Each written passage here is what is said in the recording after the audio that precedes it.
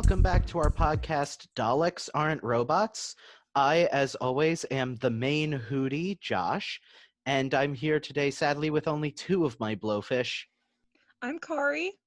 I'm Zach. Blowfish. Are we I'm sorry. sure? Pretty sure. As always, we are watching all of Doctor Who. Zach and I are Whovians. Kari is not. So today it's just Kari and Zach. Justin, sadly, is not here. Justin is busy with schoolwork. It's that time of year.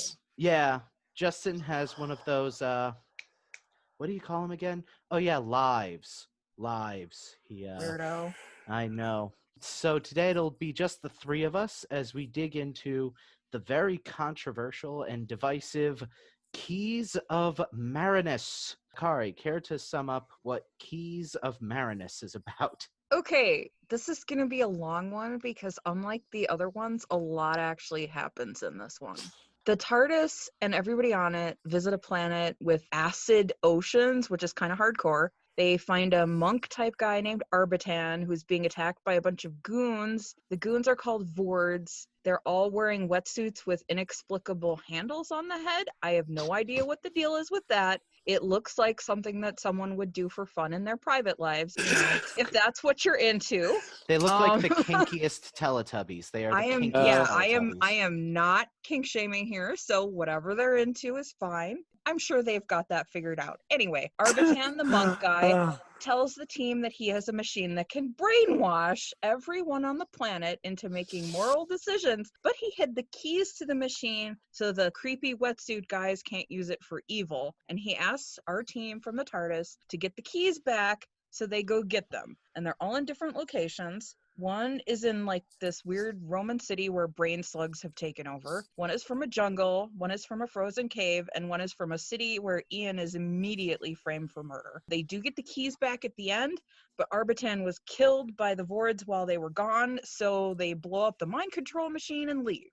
Yep, that's about the long and short of it. It's kind of weird that this is the episode where it feels like things are happening, because you get to the end and you realize not that much actually did happen. Like, a lot happened, but a lot of it doesn't matter, but it feels like it does at the time. It's a weird episode in that sense. Yeah, it definitely is. And I feel like because of the way that it's so episodic within the episode, the setting is really the key thing with this one. I don't know. Yeah, if you the guys planet felt that of way Marinus. too. Yes, the planet of Marinus, and all of the keys are in different locations that are each very different from one another. Yeah. You know, this isn't like Dune where you have a planet and it's all ocean. You have a planet and it's all desert. No, this one has jungle, it has snow, it has cities, it has brain slugs for some reason. Somehow it has regular snow and not acid snow, even though it has acid oceans. Well, I mean, it must be a different part of the world. I mean, we don't know that the ocean is that big either. The acid ocean, it could be like an acid lake. I mean, who knows? There could be an acid ocean and a regular ocean. Yeah, it could be on the other side of the planet. We don't really know. It is kind of interesting, though, how there are all of these different ecosystems and societies on Marinus, and they are all falling apart in different ways. They are. It's like over here in this city, the brain slugs have taken over. Yes. Over here, we have this kind of fascist government that is declaring guilty until proven innocent. And over here, we have the wilderness that's full of wolves. Over here, we have killer plants. Marinus is having a really bad... Marinus is 2020 the planet. It really is. Yes. It's bad out there, man. Like, the glass sand is really cool, but the deadly acid sea... And I always think this when people arrive on any unfamiliar planet in a movie without, like, testing things first. I'm like, don't go swimming. You don't want to touch that water. You don't know what it was. And in fact, I think I said, you don't know if that water is acid. And then it turned out to actually be acid. Yeah, they drop one of Susan's shoes in the pool, and it melts, like, instantly. And it was like, okay. Okay. It's acid. It's really, really good acid. Yeah, it's powerful stuff. It's not like vinegar or something. I mean... But you are very much Guy from Galaxy Quest. Don't open that! Is there air? You don't know! You don't know! Yeah, no, that actually was acid. Yeah. Do not go swimming in unfamiliar water is all I'm saying. Fair. I feel like I should explain. Terry Nation did actually have a background that didn't make it into the episode. Oh. Arbitan 2,000 years ago made the consciousness, and Marinus was moving along fine for over 1,000 years. Yeah, and while then everyone was brain controlled. pacified by the conscience. Mind controlled. Yes, and then the Vord showed up 700 years before the episode, and Arbitan deactivated the conscience because they were too pacifistic to fight. And for some reason, he sent the keys away after deactivating it. The Vord eventually became able to be affected by the machine as well. So that's why he wanted the keys back, because now the Vord could be mind controlled as well. Oh, that's so much better. Also, no explanation as to how Arbitan can be thousands of years old. He's an alien. I mean, it's a whole weird world. Like, for a while, people kept getting sucked into that pyramid building, and I started wondering if it was like a gazebo or some other kind of carnivorous building, but it turned out not to be. No. I don't know why the building kept grabbing them. That was explained in the episode. Once or twice, it seemed to be the guys, but there were a couple times where nobody else was there. No, Arbitan was always doing it. He was controlling it from his control room. And then there's this other part where the TARDIS has an invisible force field around it, which turned everyone into mimes, and it was adorable and very funny. They did the best they could, God bless them. Yeah. But look, this episode, because this is basically 5 stories stitched together into a single story, I imagine the budget was stretched even thinner than it usually is. So sometimes it's like the special effects now are just pretending it exists. Yeah. That's all we can afford. While we're on the special effects, I just want to shout out the costume designer Daphne Dare and set designer Raymond Cusick, who were doing a hell of a great job with what they had, money-wise and material-wise. Nice. They all look different. They had these cool little teleportation watches that zipped them around to where all the keys were. And I think the plot used them pretty well. They used them to split up the party, of course, because why not, right? Nothing can possibly go wrong with that. Again, that is the actors' schedules. Vacation. But it worked out okay, and I think they used the way that the teleportation watches worked pretty well. And I liked the theming for each of the settings, and that went along with the costumes. It kind of feels to me like Terry Nation had this other, like, sort of half-thought-out idea for a show that he could maybe run himself, and decided to, like, just make this entire serial like a weird pilot for a Marinus TV show. It's such a microcosm in Doctor Who. To be fair, this wasn't what he wanted to make. What did he want to make? The story that was going to be in this slot fell through, so they decided to go to Terry Nation because he had done the Daleks, which had, really done well for them. And he was working on one for the next season called The Red Fort, which was going to be set during the Indian Mutiny during the British Raj. Oh, boy. Ooh. Did they make that? They did not. No. Oh, thank God. Oh, thank God. I think cringing that hard might actually, destroy my brain. Yeah, no, it would not have been good. Just because of the era, not because of Nation. Yes, just because of the era, not his fault. Not. I don't want to see what a British show in the 60s would have done with that material. No, that's fair. Although we are gonna see Doctor Who kind of tackle colonialism in the next serial. Oh, good. And other series, yeah. There's still the Savages to come. Yeah. But I liked the settings in this one. The first one was something like Morpit, is that right? Morphatron, okay. And it seems like when they first get there, it's this luxurious Greco-Roman world, and Barbara's wearing this gorgeous flowing drapery dress, and it turns out that it's more of a Silent Hill kind of deal, and the actual world is this run-down, shabby, nasty, gross place with everything being broken, and Barbara's actually wearing rags and stuff. And it's that way because the giant slugs, which are brain slugs, make Morphos. Yes, they make everyone think it looks cool by putting stickers on their foreheads while they sleep, which is all right. Not even stickers. They're just like discs, because Barbara literally turns her head, and that's enough to knock it off. Yeah, they're not very sticky stickers. Barbara escapes, and she smashes up the evil brain slugs and defeats Ian to do it. which I thought was Yes. kind of funny. This serial and in the general. brain slugs are so cute though, you guys. Did they have brain slug plushies? Because they're kind of No. cute. No, Why the not? morphos didn't take off. And Oh. though they do look much better than when we get to Morbius. Is that another Yeah, brain which slug? That's it another kind of brain is, in a yeah. jar. Actually, yeah. Oh, okay. But unfortunately, no props really from this era have survived to the modern day. Oh, that's too bad.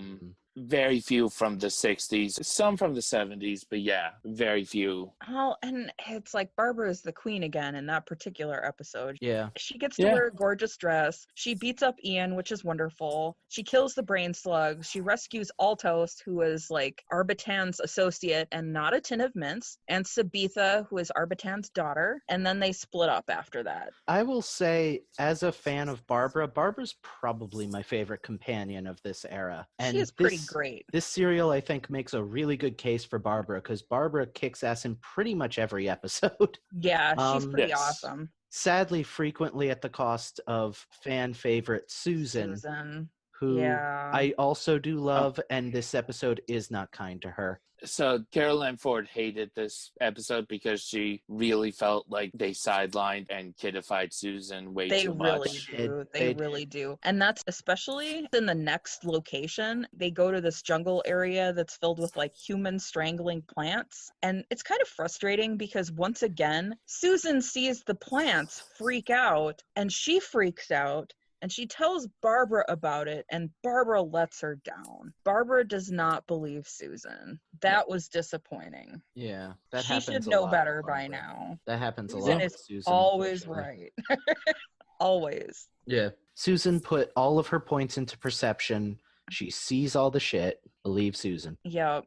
It would be nice. Anyway, the key turns out to be through this hidden temple full of booby traps. And some of the booby traps are kind of hilarious. Like the part where the spikes come down from the ceiling was really funny.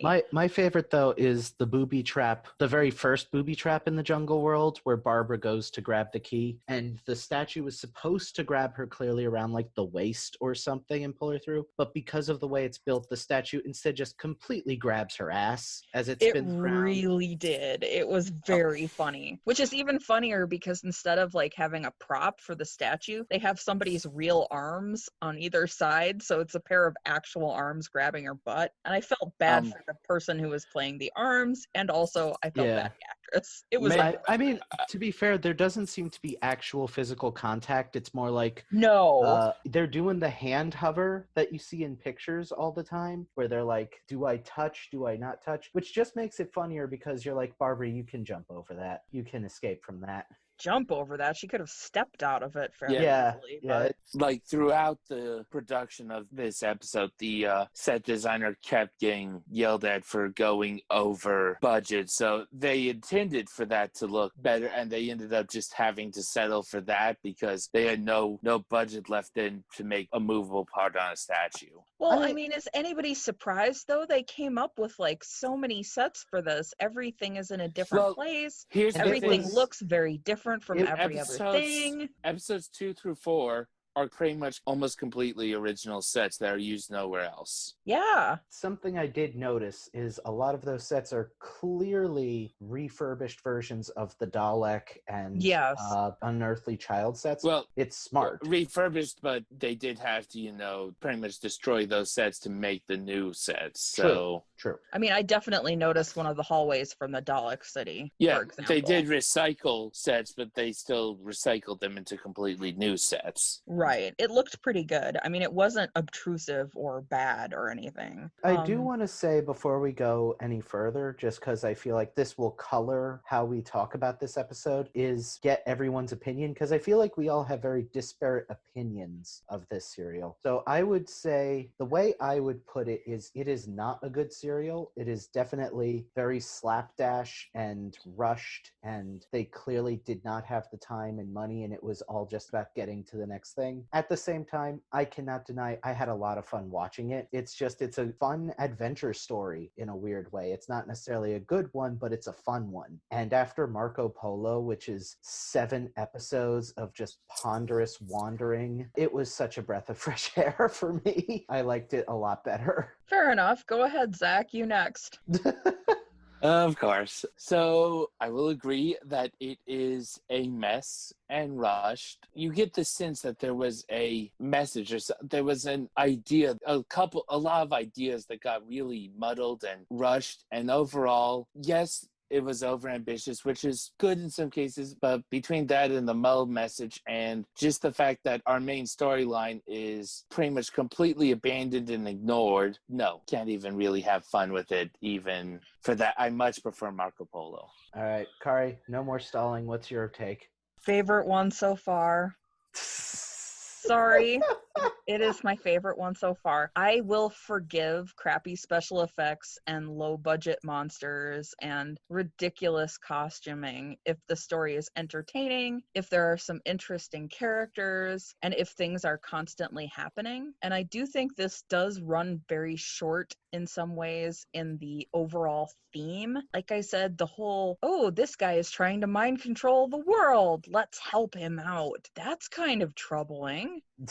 But everybody's got things to do, not necessarily as many as we would like. Susan and probably the doctor get the short end of the stick there. They're mostly acting in character. There are some fun little side characters. The settings are fun. The action keeps moving. The pacing is excellent. There are some genuinely menacing characters, which I have not gotten from other serials so far, to be honest with you.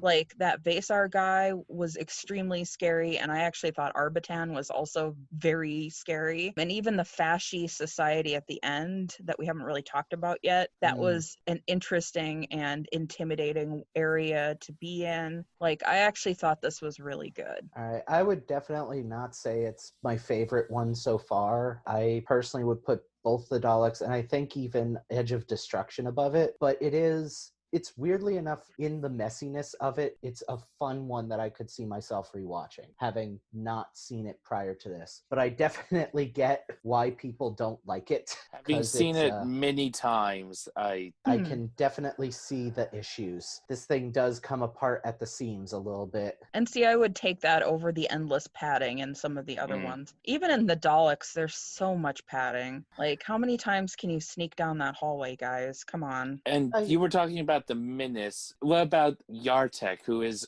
ostensibly our big villain of the piece? No, he's ridiculous. And he's not given any time either, so he has no time to become scary at all. I know we're jumping way ahead, but I do need to talk about a particular costuming choice with Yartek, where because he is a lead Vord, they seem to decide that the Vord can never take off their spoon-headed gimp suits. And I know you have an explanation, but I want the audience to understand this image. Okay, imagine a Teletubby wrapped in leather. Now imagine that Teletubby wrapped in leather has taken a priest's robes, like something right out of the Vatican, and wrapped himself up in it. And this is our big bad guy at the end, because he's pretending to be the dude. And he's got the spoon face sticking up right out of his... And somehow you can't tell it's him. Although he does. You're wrong about that. He does know it's him, because he gives him the wrong key. That is true. He works that one out. He is not fooled. Ian is not that dumb. He's a jerk, but he's not dumb. Ian has earned some cred. Yeah, he's not stupid. He's annoying, but he's not stupid. I don't think that's because of how he looked. That's because he wasn't talking right. That is true. It could be. I don't know. It's that's not. Oh, God. They don't say it, but he catches on either way. The image of it, though, is so hilarious to look at. You're just sitting there going like, dude, you can't think this is going to work. You can't think you're going to trick him with this. Well, and I don't know what they're supposed to be like under the wetsuit either. Like, is the handle a handle, or is it like, is there some part of their structure under there? Do they have a weird thing coming off their head? Is that what that's supposed to be?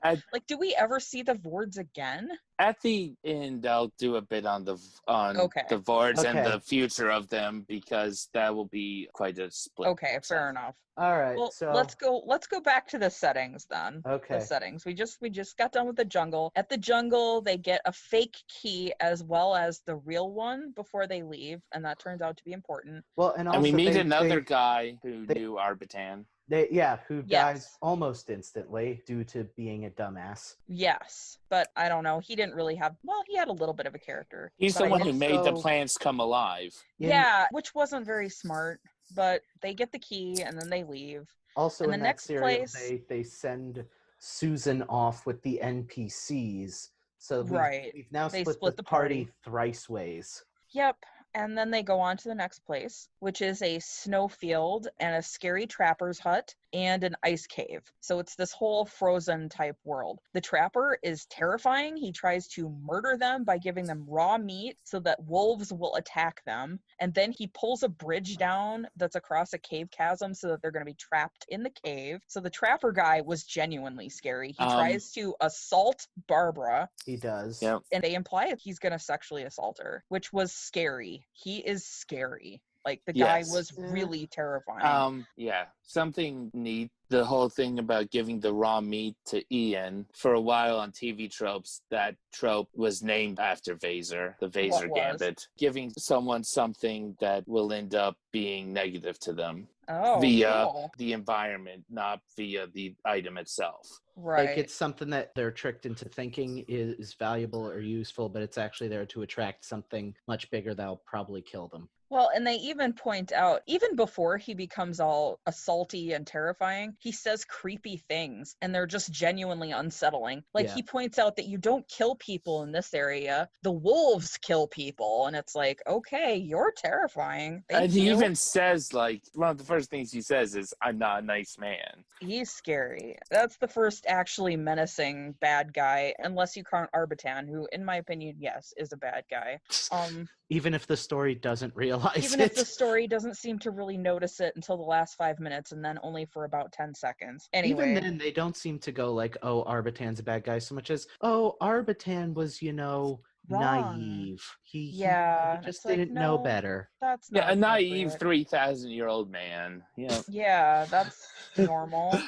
Anyway, there's another puzzle that they have to solve. So they solve the puzzle and they retrieve the key from the snow cave. And they get attacked by frozen zombie knights. Frozen zombie knights, and then they steal their They're stuff supposed to be back. robots. Well, that does not come across. No, zombie knights is way better anyway. They retrieve the key, they steal their stuff back from the murder trapper, and then the knights, the zombie robo knights, murder the trapper, which I thought was very stab him poetic. through a door. Yeah, for the show at this particular era, it's honestly kind of graphic. Yeah, I was going to ask about that because, I mean, you don't see any blood or gore or anything, thankfully, but like, no, this you is see a show for kids, and I was wondering if there were any complaints about that. There were no complaints about that. This isn't like the scissor incident from earlier, which got a bunch of complaints.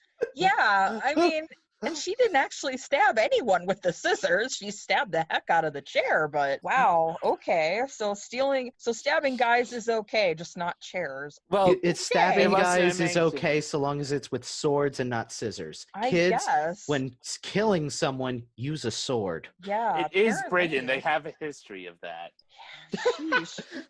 Well, anyway, so they escape the trapper and kill him, essentially. Yeah. Or lead to his death, I suppose, if you're going to be charitable. But the last place they have to go is a city, and it's kind of a fashy city. And we don't see all of it, but we see some of it. Here's where we have really bad continuity issues all of a sudden, because it's implied that they've been in the city for a while, but we don't see any evidence of that. Our first vision of it is when Ian just shows up in a room and is framed for murder. Wait, you're talking about continuity in Doctor Who? Really? Yes. Really? I mean, usually they at least try and keep continuity in the serials. Yeah, I don't know. They mostly touch on the Doctor having been there for a while, because he was there a while. He was there. Yeah, he was there first. So where are the others in that room? I don't know. No, I don't know weird either. edit. It is a weird edit. I will give you that. It is. But when they get there, they sort of land in this jewelry store looking place, and I don't think that's what it actually is, but that's what it looks like. It has like glass cases and stuff. I thought it was like a museum or something. That could be. Ian gets clonked on the head like immediately, which is like, yes. And then he gets framed for murder. boo, which forces the doctor to defend him in court, which I liked. And the group finds the key, and they have to find it because it was stolen from the jewelry store, which was apparently a museum, by the real murderer. So they have to figure out who the real murderer is, and it's kind of a little courtroom drama thing, which I always like. It's kind of an interesting fashy type society, and they have some characters in that too. Like, the characters overall in this are pretty good, I thought, for as little time as they have with them. Something I find really interesting about the Fasci City, and it's maybe another part of that whole theme of control that the serial just does not handle. It vaguely presents, but like, it's a Fasci City, but it's a Fasci City that not only is it not about overthrowing the Fasci government in the end is kind of useful, and the characters use it to defeat the real bad guys and get what they need to leave. Like, it's almost the friendly fascists. It's weird.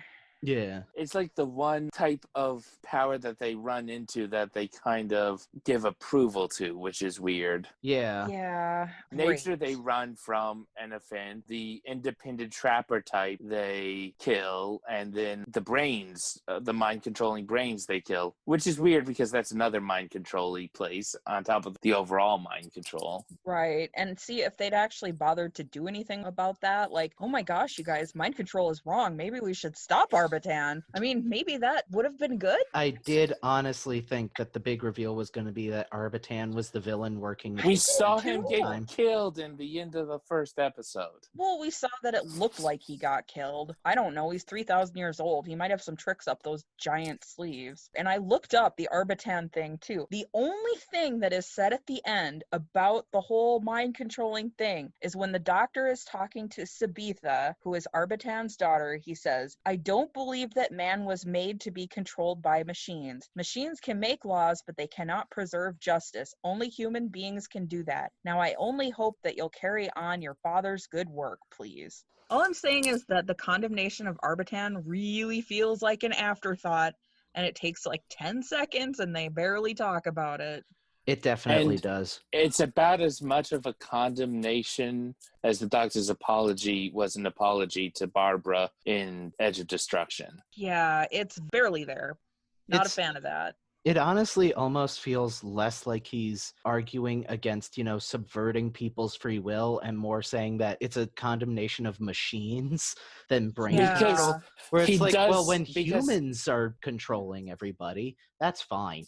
But not brain slugs either. We don't like them either. Because he did say continue Arbitan's good work, which Arbitan's good work, as far as we can tell, was mind controlling people. Yeah. Yeah, like, no, don't do that. Arbitan's utopia that got destroyed by the Vorge sounds an awful lot like the movie Equilibrium. Yeah, it really, it's not great. So I think they really did drop the ball there. Like, thematically, there's not enough consistency. They had the elements of it, but they didn't do it. The whole episode to me strikes me as all surface, no core. Like, it makes vague, flashes at things, maybe, and it's fun. It keeps the pace moving. It keeps things moving, so you never have too much time to think about what's going on. But it has no real point to it. There is no there. I wouldn't say that. I think it needed at least one more pass as a writer. Yeah. At least one more, maybe 2 or 3. As much as I don't like it, I've said that you can see if they had tightened it up, they could have had something. Right. Yeah. And I still liked it anyway. But and then there's the weird tone. Like, I didn't notice this as much while I was watching it, but afterwards, I noticed about the stabbing thing, and then also right at the beginning, one of the Vord's wetsuits had a tear in it, and that person was completely dissolved by acid, and they just found an empty wetsuit in his little coffin submarine, and that's kind of hardcore for a children's show too. I mean, something to keep in mind here is that Doctor Who is a children's show in the same way that Batman the Animated Series is a children's show. It's an adventure show that is supposed to be okay for kids to watch, is basically I think, the tone they're going for. That makes sense. But wow, dissolving somebody entirely is kind of hardcore. Yeah. It felt to me a lot of times like old EC comics or stuff that I would read when I was a kid, where it's like just gory and sick enough to make you feel like an adult, but it's not, you're never Actually going to gory. you're not going to see anything that'll really at least not make my parents, flip out. Thankfully. It's not the Killing Joke. It's like, No. a next level up from the fun adventure stories that you would read in normal comics. Yeah. Another thing I liked about this one was that there are some minor characters, and for once they got their own subplots, not like extensively, but a little bit. Especially Arbitan's daughter Sabitha and Altos, they kind of have like a love thing, and at the end they end up as a couple, and I thought that was really cute. They had good NPCs in general. That Vasor, the scary mountain guy, was really scary. And even the courtroom at the end with the trial people, they didn't get a lot of characterization, but you did kind of get the impression that the judges were really kind of doofusy. The prosecutor, who turns out to be the murderer, spoiler alert, they did a nice job considering how little time any of these people had. I don't think the prosecutor was the killer, though, because wasn't the prosecutor also the investigating officer? No, the investigating officer wasn't. The prosecutor wasn't the one who did the murder, wasn't the killer. He's the one who killed the killer. Oh, that's right. He killed the wife. Anyway, he's the mastermind, though. Yeah. Oh, okay. Whatever. He's ultimately responsible. It's another one of those things where when they're normal people walking around, a lot of them look very much the same. Well, and they're all wearing those fashy uniforms, so they do look quite a lot alike. I actually liked, though, that lead investigator character who's, like, suspicious of Ian and the doctor and is looking to enforce the status quo and stuff like that, but at the same time... I thought he was going to be the bad guy, and he totally wasn't. I thought so, too, but no, he's just a guy with a very black and white view of the world, and he's honestly a lot more interesting than his fairly limited role in the story gave him. Yeah. Definitely. I really appreciated that about this one. It does really feel like a Terry Nation junk drawer, where it's like he had to make up a cereal on the spot. So he's like, well, I don't have anything that could fill out a whole cereal, but I've got a bunch of ideas. So if I throw them all together with a loose, overarching narrative, maybe I've got something here. Well, and that kind of brings you to like the inverse of that, which is to me the weaker part of the episode. There's not a lot of character building for the doctor and his team, like the companions or whatever. But I don't think it's necessarily as necessary either, because by now we know who they are. Yeah. And they're all acting in character for the most part. And for the doctor and Barbara, at least, and Ian, actually, all three of them get a moment to shine, or several moments to shine. Susan sadly doesn't. No, she really doesn't. Serials like this do make me understand why Susan was so frustrated with the role and wanted to leave very early into next season, but we'll cover that when we cover that. But I liked the doctor getting to play lawyer. He was surprisingly good at it, I thought. That was kind of fun. I would like to see more of that in the future. Ian stayed cool under pressure and kept his stiff upper lip like a British man when he was about to get executed, which was good. And he got to play the final sort of cagey twist on the bad guy. It's a moment that I honestly was waiting for the doctor to pull, because it just feels so much more like a doctor move than an Ian move. I was kind of proud of Ian. Are you an Ian stan? Do we have to kill you? No, I'm a Barbara stan. Barbara is my girl. Barbara is queen. That is true. And speaking of Barbara, throughout most of these holds her own against most of the threats against them, which is rather impressive. She fights off scary trapper guy. She destroys the mind slugs. She's the one who's able to help figure out their way around the traps in the jungle world.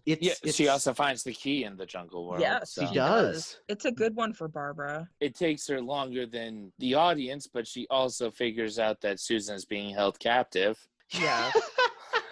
That one was just fun to watch with you guys, because the whole time we're sitting there and like Susan's tied up in the next room and we're just like, Barbara, you can't be this stupid. You're smarter than this. Come on. And she is better than that. As she gets out into the hallway, she's like, hey, wait a minute. Yeah. Yeah, there's that. But insofar as like the production goes, and I've probably talked about this before because I think I said it while we were watching it, the TARDIS miniature in this is so cute. Yes, it is. Yes. tiniest little TARDIS ever. So are you saying that they didn't save any of the miniatures from the early show? No. They Ah. have recovered one miniature from 78, which is in private hands now. And even that had to be redone because someone had done a terrible paint job on it in the intervening decades. That's typically sad. they were made of plywood. They actually wouldn't hold up to much close scrutiny, the ones made for the show, because they were meant for far away shots. Well, that makes sense. Up, It was so cute, though. I loved it. From what I understand, up until we get to like the late second or early third Doctor era, nothing made for the show is built to last. No one gave a shit. Man, that's but too bad. The good news is there will be more miniature TARDISes in the future. Yay! Good. Yes, and that materialization was nice too. Yes. Speaking of the beginning of the COL, there was a scene that was in the script that got cut. Terry Nation had included an explanation for why they were in Britain in An Unearthly Child. At the beginning, when the doctor said that his color scanner was broken, he had gone to the BBC to get help to repair it, and that's why he was in a bad mood when returning to the junkyard, because the BBC had been infernally secretive. Oh my gosh, that's funny. I was just going to comment that this time the TARDIS is working, but their color TV is broken. I did think that was super funny. Technically speaking, the TARDIS is still actually not working because its chameleon circuit is still busted. Well, yeah, but it never gets fixed. I think it just likes being a police box. If your owners are jolly well not going to feed you, I would say that you get to be in whatever form you want then. During the 6th Doctor era, they actually fixed the chameleon circuit. And the backlash to that was so strong that they wrote in a thing where it's like, it's broken again. It's a police box again. Honestly, it just wants to be a police box. It likes it, clearly. Hey, at least we had this great episode, right, guys? Hey, I thought it was great.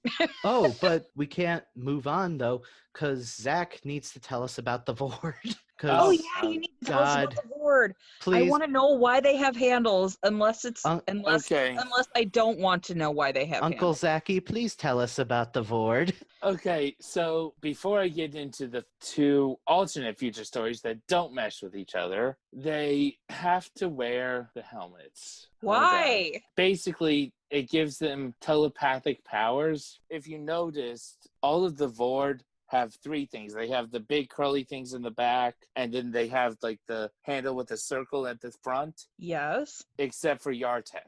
Yartek doesn't have the circle antenna thing, right, which they say is why he was able to resist the conscience. Wait, are you telling me the love handles on top of their heads are radio transmitters? That in some continuities, Yartek built or were designed to help him communicate or help break the control of the consciousness on them. Wait, so do these guys come up again? And do they have those stupid handles then, too? I will say that I know for a fact they do not come up again in the show, despite the fact that Terry Nation had really wanted them to catch on. He'd wanted them to become another Daleks for him. No. So I have two stories that I can go with. I have a Big Finish story called Domain of the Vord. What is that? Wait. What does that mean? Big Finish is the company that produced audio dramas of Doctor Who. They are so it's an audio drama. The audio drama. Okay, so there's an audio drama. Yes. Or a 80s comic from Doctor Who magazine written by Grant Morrison. Okay, you have to start with Big Finish because I know whatever's in that magazine is going to be batshit insane, and if you don't start with the Big Finish thing, it will never live up to whatever you tell us is in that comic. You've got to start. Let's start with our dinner, and then we move to our dessert. Tell us what's in the Big Finish. Short version, they go to a water planet, and you find out that the Vord on Marinus were just like a small portion of them, and they're actually like an intergalactic empire run by like higher up Vords, and they break the mind control thing that the upper Vords are using to control the lower Vords and stop the invasion on the planet. Oh, that's really interesting. It takes about 3 months. Huh. That's really cool. And that actually, they got Carolyn Ford and Ian's act. They got them to do their voices and the voices for Barbara and the First Doctor. That's cool. William Russell. William Russell. You're right. William Russell is Ian Chesterton. Okay. Okay, so what about the comic? So this is called The World Shapers, and it didn't involve the First Doctor. It involved the Sixth Doctor, Perry Brown, another companion, and a talking penguin shapeshifter, which... They brought Frobisher into it? Yeah, this was Doctor Who magazine, yeah. Oh, I love and they brought Frobisher. Jamie McCrimmon into it. Hold on. Beforehand, I need to explain Frobisher to Kari. Oh, I think it's so much better if you don't. In that case, I just need to tell you that he is wearing a fedora and has a Brooklyn accent. Oh my god! You gotta tell me that there's a plushie of that. Sadly, no. What? The How show do you not has have a done plushie nothing. of that? The show has done nothing to capitalize on Frobisher, and let me tell you, that is a mistake. Frobisher is a my delight, God. and we need more Frobisher. BBC, He would be the new Porg. it would be. Oh God, I would buy 10. He thinks he's a film noir detective. Oh my god, that's so cute. Jamie McCrimmon is a Scotsman. We'll meet him in the Second Doctor era. He is a fantastic companion, one of my favorites. Yeah, they go to Marinus, and basically we find out in this case that the Vord are becoming Cybermen, and Marinus is actually potentially Proto-Mondas. Oh! I don't know what that means. For Kari's benefit, Cybermen are Yes. basically the Borg. So the alien invaders are being invaded by alien cyborgs. And Wow. Mondas is where the Cybermen first show up.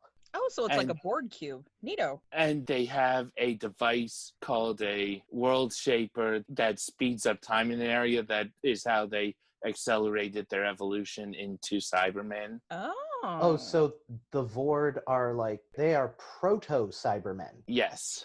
Wow. So it's like the Vord are that satellite that ends up becoming... Does that become the Borg Queen? Kari, you're the Trekkie. I don't know. The Borg Queen was obviously added way after everything else for the movie. But suspicion of that is he went off of the kind of shape of their head things there.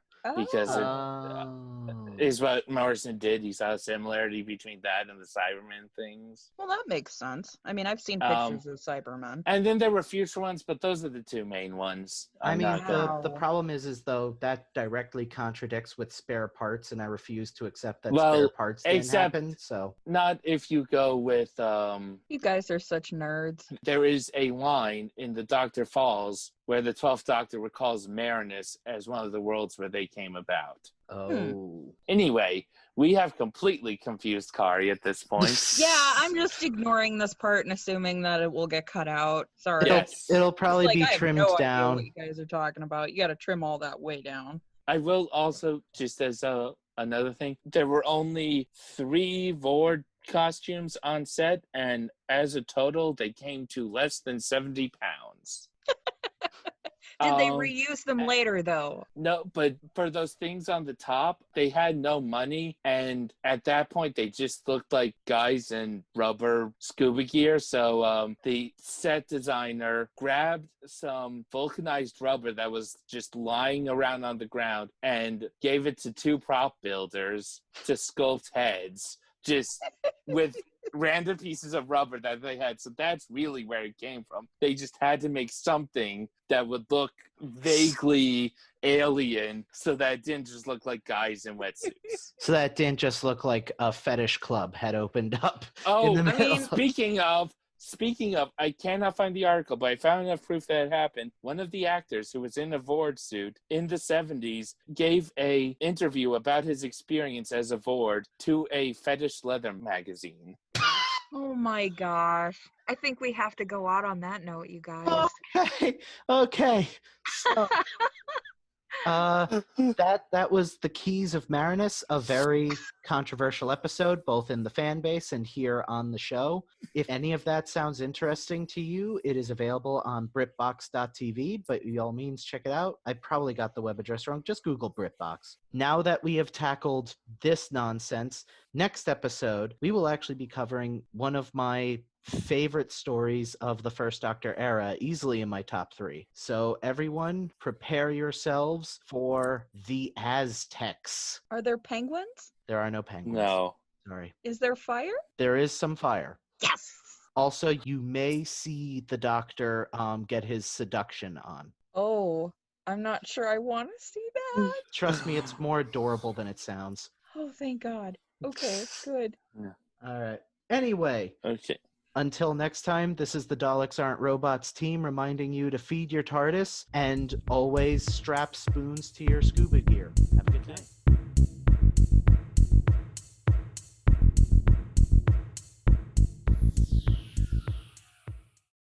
You are already guilty of this crime.